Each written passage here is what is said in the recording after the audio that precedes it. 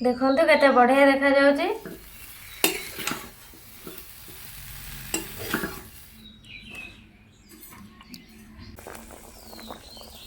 Hi friends, जीनारी lifestyle को आपको स्वागत। ये देखो ये हूँ सजना छुई, बढ़िया फ्रेश सजना छुई होती। आपण मैंने तो सजना छुई बहुत रेसिपी बनई किंतु आम आज सजना छुई गोटे बढ़िया नुआ यूनिक रेसिपी बनवा। वीडियो लास्ट पद कंटिन्यू करूँ, कंटिन्यू कले जापर आम आज सजना छुई कौन नुआ यूनिक रेसिपी बनाऊे केमती बनाऊे। चैनल ना सब्सक्राइब करेंगे, वीडियो भल लगे लाइक करेंगे, बहुत मात्रा शेयर करेंगे। एवं चलते रेसिपी स्टार्ट करवा।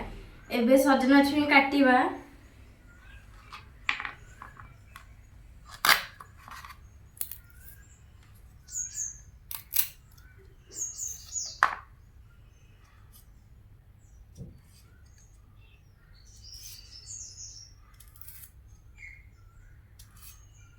ए पानी रे पकेवा।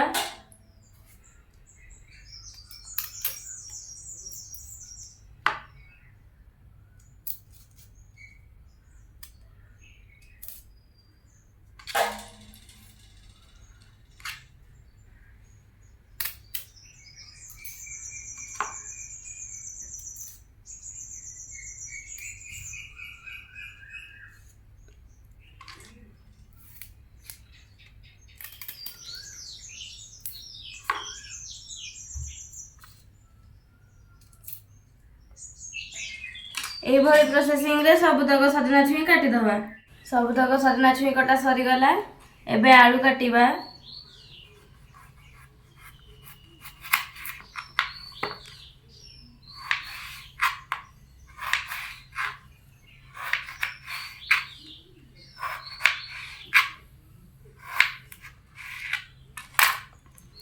आलू को भी पानी रे पकेबा।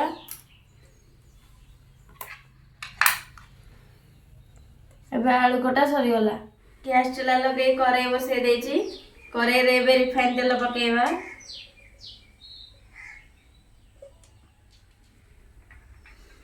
मसला पाई 2टा टमाटो काटी देछि। अल्प कंचा बादाम नेछि। खंडे अदा चोपा छड़े काटी देछि। एबे तेल रे पकेबा। एबे याकु पूरा भल से भाजी दबा।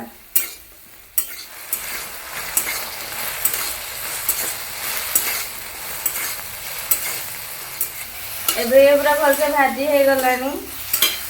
ए ग्राइंडिंग जार को काढ़ी दबा।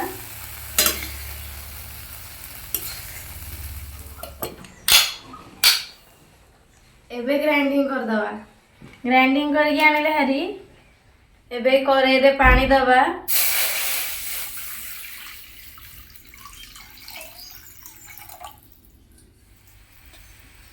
एबे पानी रे कटा सजना छुई आलू पकेबा।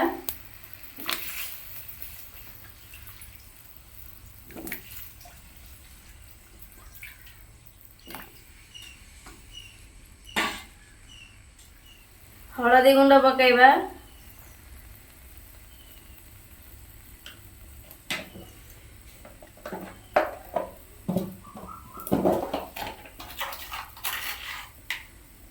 लूण पकेबा।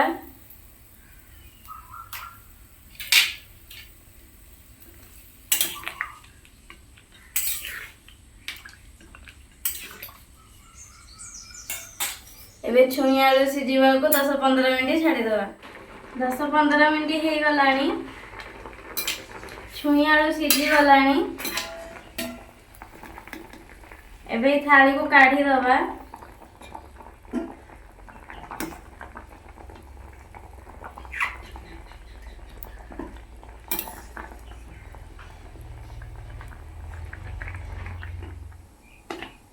कड़ाई रे रिफाइन तेल पकेबा।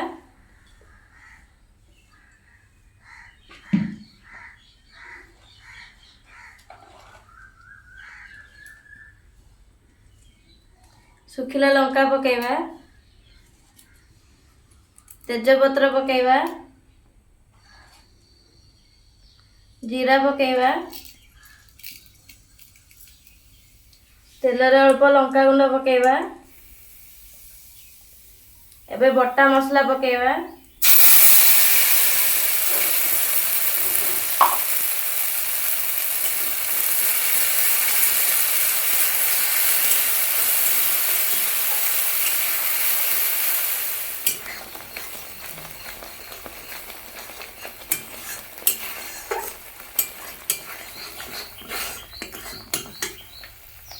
हलदी गुंड पकेइबा, धनिया गुंड पकेइबा, जीरा गुंड पकेइबा,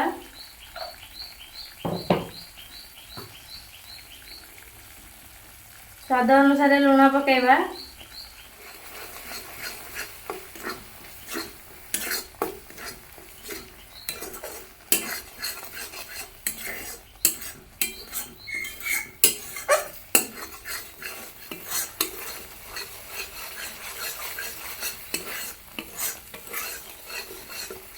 मसला कषि हो गलानी। एबे इथिरे सिजा सजना छुई आलू पकेइबा,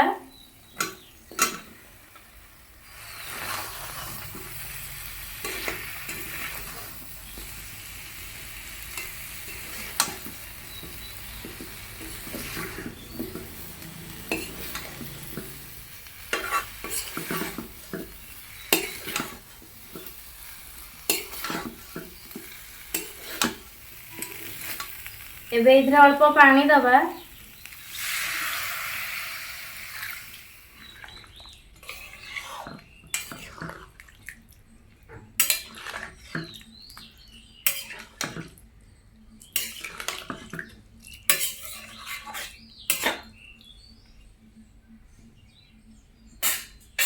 एबे तरकारी फुटीबा को 5 मिनिट छाड़ी दबा।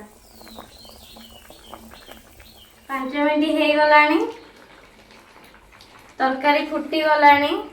एबे ये पूरा रेडी हे गलानी। ए जगह को काढ़ी दबा।